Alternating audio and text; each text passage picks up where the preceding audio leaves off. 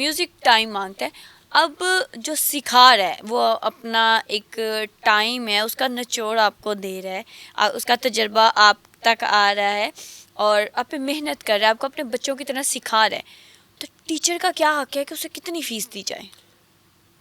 یہ بہت ہی مزے کی بات ہے، اور میں اس پہ پریکٹیکل چند ایسی چیزیں ہیں جو میں نے دیکھی ہیں، لیکن میرے ہاں ایسا نہیں ہے. میرے ہاں یہ ٹوٹل آپ کو سین الٹا ملے گا. لوگ کیا کرتے ہیں، استاد جی بچہ تہاڈا شاگرد کرنا ہے جی ٹھیک ہو گیا تے دسو گڑ پگڑی تن دئیے تے پھر استاد جی خوش ہو جائیں گے. مطلب یہ وہ لوگ جو ابھی مطلب اتنی ترقی نہیں دیکھی، جن کو مطلب ابھی اتنا سمجھ لے کہ میوزک میں وہ مہان ہے لیکن معاشرے میں معصوم ہے. تو کیا ہے، استاد جی پھر گڑ پگڑی کر لیے، وہ اپنا اپنا ہر کسی کا تکیہ کلام ہے جی ٹھیک ہو گیا.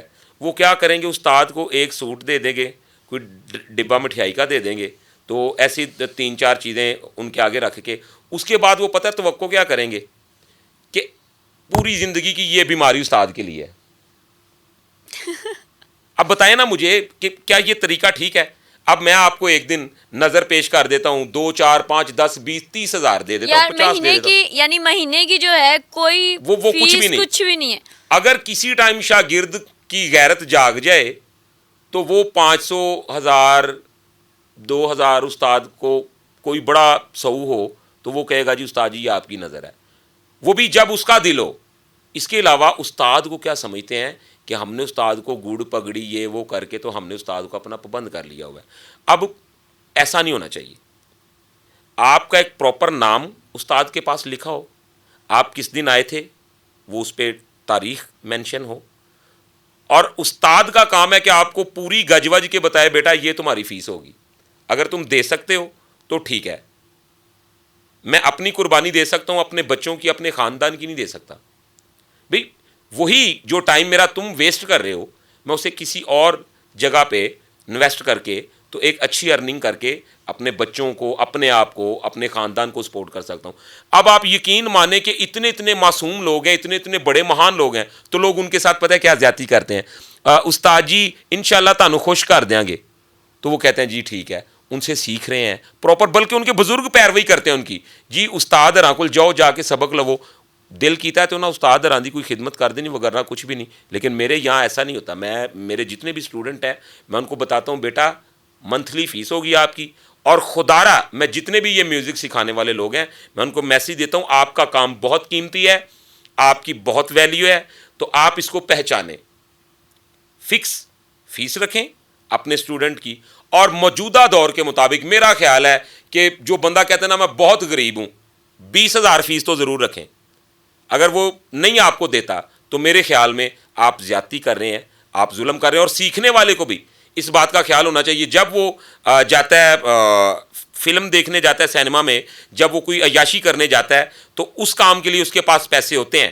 تو جب استاد کہتا ہے یار تم آئے ہو فلاں چیز لے آؤ فلاں لے آؤ، وہ استاد کے لیے 2 پان لے آئے گا نا تو 2 بندوں میں بیٹھ کے بکواس کرے گا کہ یار استاد نے فون کیتا ہے تو انہوں نے کہتا پان پھڑی لیں. اب یقین مانیں تو یہ ظلم ہے میوزک سکھانے والے لوگوں کے ساتھ.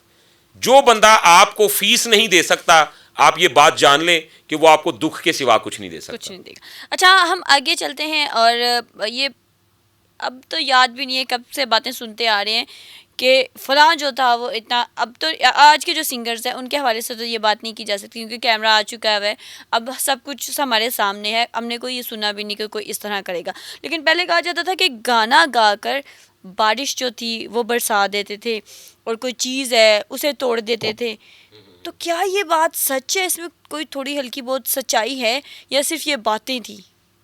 اس میں سچائی ہے، لیکن اگر میں وہ سچائی درست بیان کروں گا نا تو سننے والے جو ہے نا وہ حیران رہ جائیں گے کہ یہ واقعی ہی بات ایسی ہے. ہماری یہی ریکویسٹ ہے کہ درست بیان کریں. ہاں کیونکہ میں خود بھی اس بارے میں بڑا جاننا چاہتی ہوں، بڑا تجسس ہے مجھے اس حوالے سے. بالکل.